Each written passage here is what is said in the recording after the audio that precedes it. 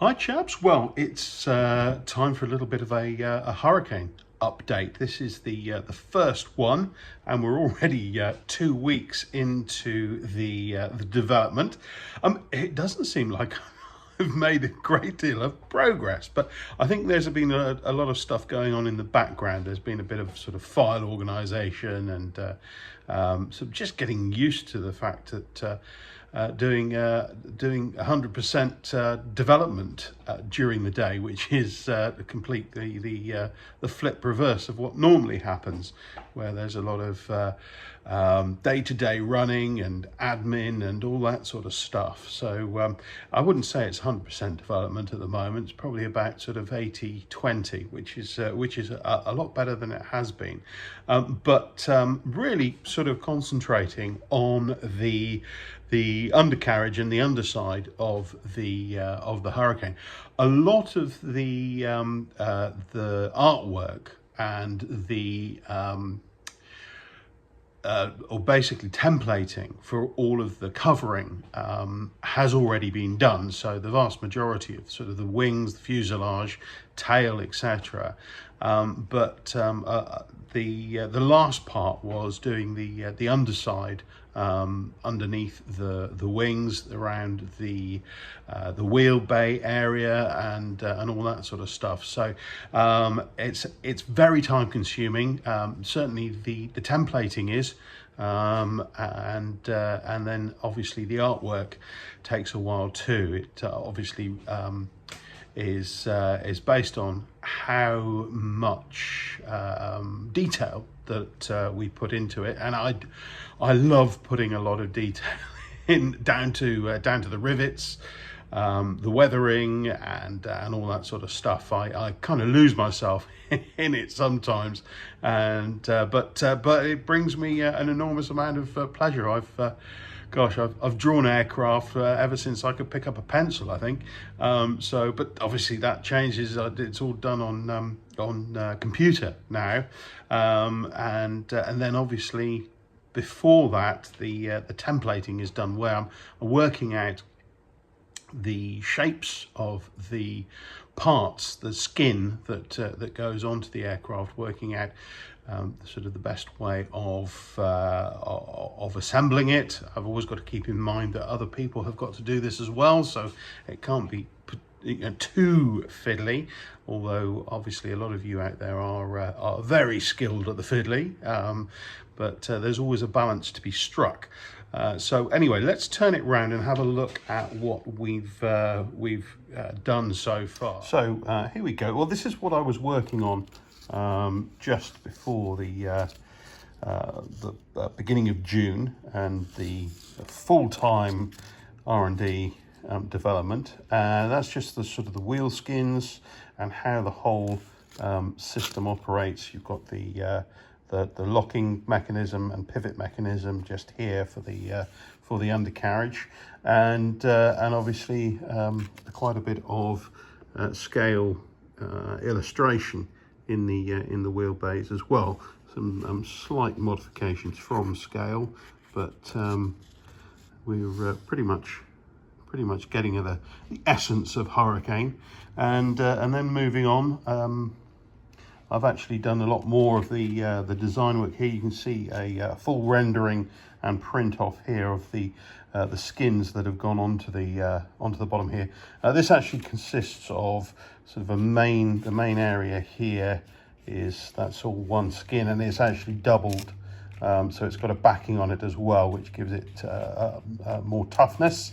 Then you've got these little fillets here that sit at the wing, and then some little fillets here, obviously making way for the tunnel for the struts to sit in for the undercarriage. Now these, as I've said before in my previous email, these struts are a very high impact resin, and the little struts here are on ball joints. In fact, if I just pop one up there, you can see that everything comes up as it should, and the little ball joints exist in there and there, which help it, because this doesn't move in a 90-degree way, which of course I forgot when I decided that the Hurricane was the one to go for. So that's required a bit of head scratching, a bit of design work, and certainly a few failed attempts to get that to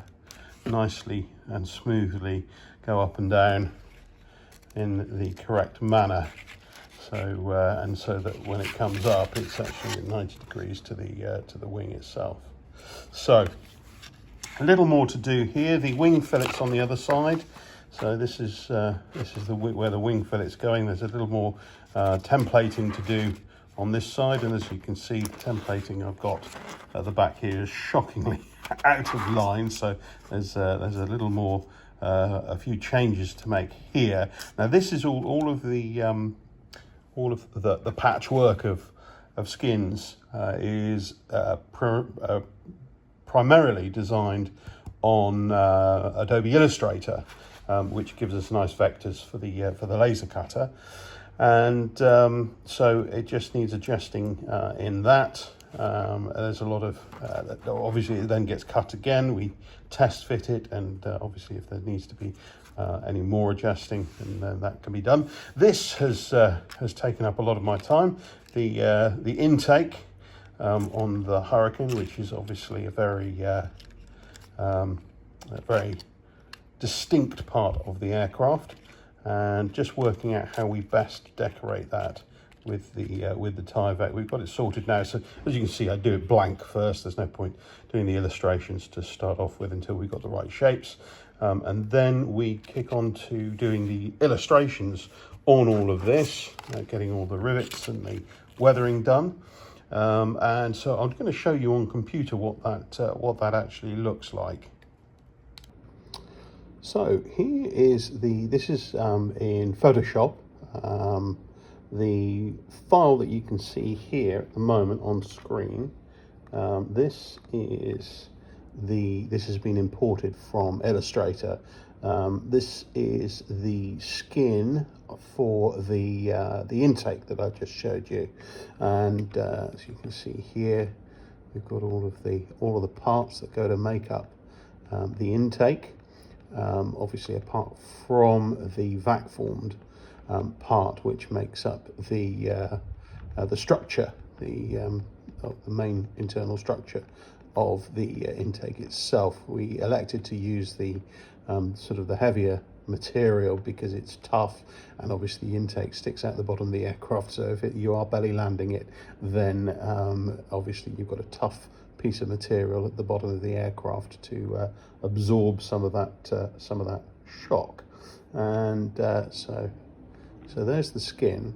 We bring that into once it's been created in Illustrator, we'll bring it into to Photoshop, and then start actually adding some details to it. So as you can see on the right hand side here, I've got a stack of my main layers for the artwork, and as you can see, most of it's turned off at the moment. Usually there's a little eyeball in there, you can see there. If I turn that off there, those parts, the outlines disappear.